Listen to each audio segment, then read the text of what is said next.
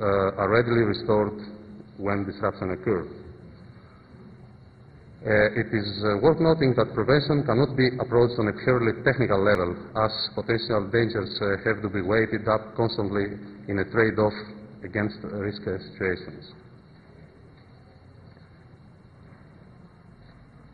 The second pillar is early warning and detection, where in order to promote security and to avoid particularly vulnerable technologies, it is crucial that new threats to be discovered as quickly as possible. Some solutions to this direction include, of course, technical approaches like intrusion detection systems, the involvement of technical experts like computer emergency response teams, and in addition, technical as well non-technical information may need to be shared with international partners, since the threats to information security are not limited to geographical borders.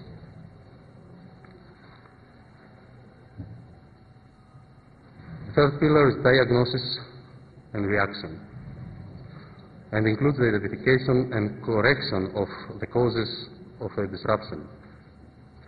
A major requirement for accomplishing this task is the existence of a 24/7 incident reporting service to any emergency case.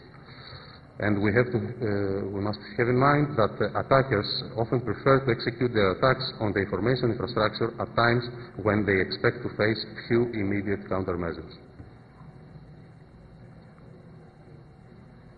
And the final pillar is crisis management, where the goal here is to minimize the effect of any disruptions. We must always remember that well-designed crisis management plan is of no use if it doesn't work in emergencies. And all crucial actors should be familiar with their responsibilities, duties, and risks in the time of crisis. Now, using this four-pillar model as a sequence of walls, we can describe the following fault model from a more theoretical, more technical perspective. Outside our system, we can say that we have our threats. If the threats go through the first wall, they usually become vulnerabilities. If they go through the second wall, they become intrusions. Still, at this point, an intrusion doesn't mean that we have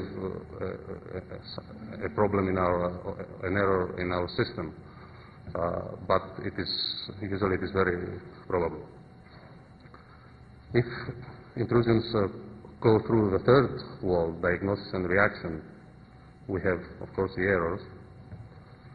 And if also errors go through the crisis management, we have the failures.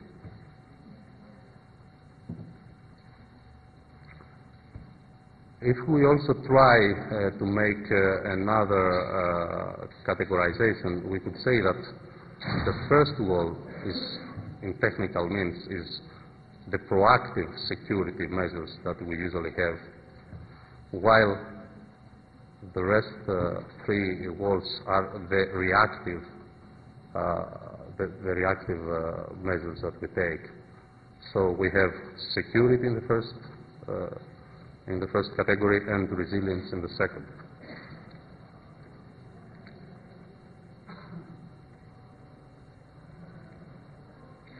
Now, about Internet and critical applications.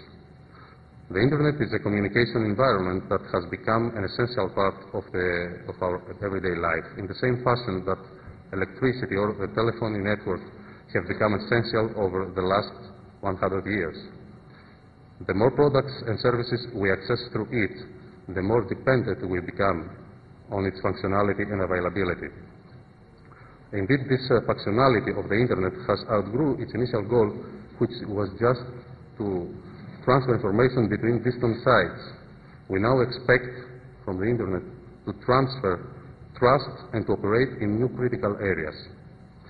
The complexity and interdependence of modern internetworks make identifying threats that impede their proper operation extremely difficult. Now, by design, Internet is not suited for critical